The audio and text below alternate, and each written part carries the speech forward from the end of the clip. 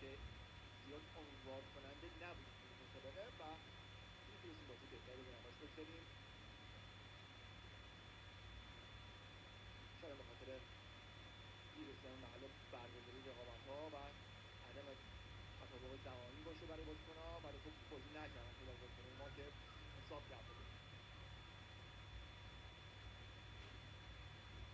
خاور این حرکت رو خطا نمی‌دونه.